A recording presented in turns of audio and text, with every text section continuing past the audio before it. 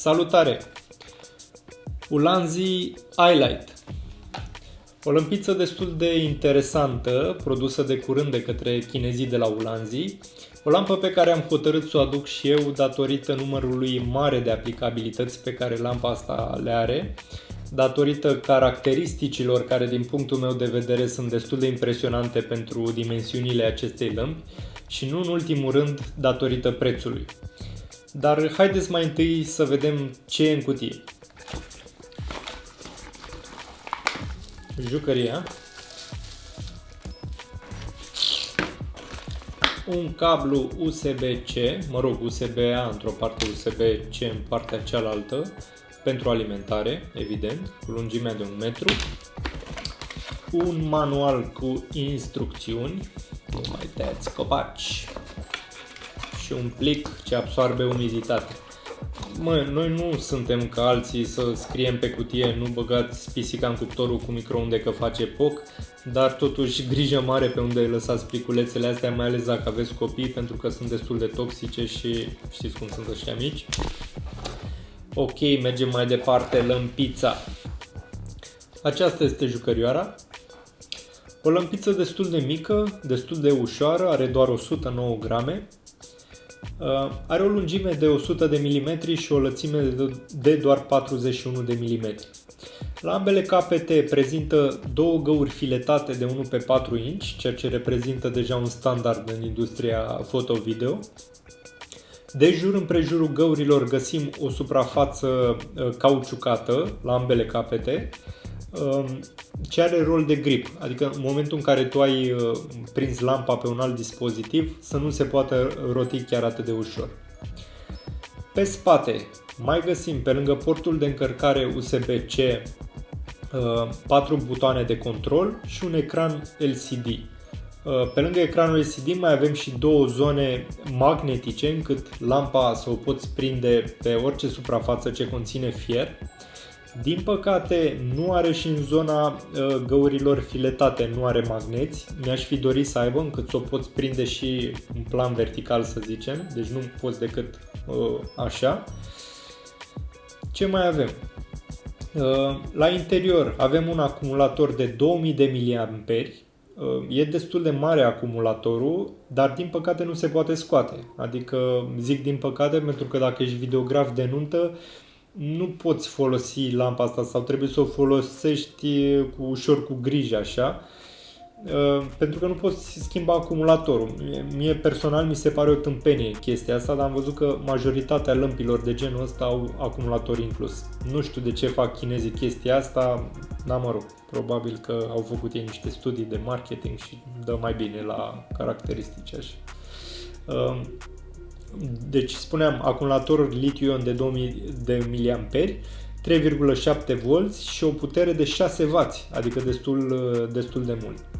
În spatele acestei difuzii albe avem 33 de LED-uri galbene, 33 de LED-uri albe și 22 de LED-uri RGB, toate fiind de tip SMD, adică ceva mai puternicuțe. Asta face ca lampa să aibă 3 moduri de iluminare. Primul este cel bicolor, standard, sau cum vreți să-i spuneți, și pleacă de la 2500 până la 9000 Kelvin. Al doilea este RGB și găsim aici pe spatele lămpii o gradație ce pleacă din oranj, trece prin galben, verde, albastru, violet și ajunge în roșu, încât să-ți fie mai ușor să ajungi la culoarea dorită. Și mai are al treilea mod de iluminare, unde găsim 20 de scene. Scenele astea ce înseamnă? Înseamnă că lampa asta poate simula, de exemplu, lumina unui girofar de poliție sau unei salvări. Poate simula un trăznet, poate simula lumina unei lumânări aprinse și așa mai departe. Ceea ce o face foarte utilă celor care fac, de exemplu, scurtmetraje. Ai pus lampa asta în bordul unei mașini și dai senzația aia de tensiune. Sau poți pune lampa asta să lumineze fața unuia care se uită la televizor, chiar dacă televizorul este închis, îi luminează fața ca și cum ar fi o emisiune TV. A doua chestie, a doua zonă unde eu găsesc foarte utilă lampa asta este, de exemplu, că tot e vremea Crăciunului, să poți da un strop de culoare în anumite locuri într-un decor de Crăciun. Lampa poate funcționa și în timpul încărcării, ceea ce e un mare avantaj în sensul că nu se încălzește și o poți folosi a la lung așa. Ce mai avem? Are un CRI de peste 95 și o putere de 700 de lux, dar la 0,3 metri. Povestea asta cu luxii mi se pare personal, e doar părerea mea, mi se pare ușor o păcăleală. De ce? Pentru că în mod normal eu aș standardiza puterea asta, luxii ăștia, i-aș pune doar la 1 metru.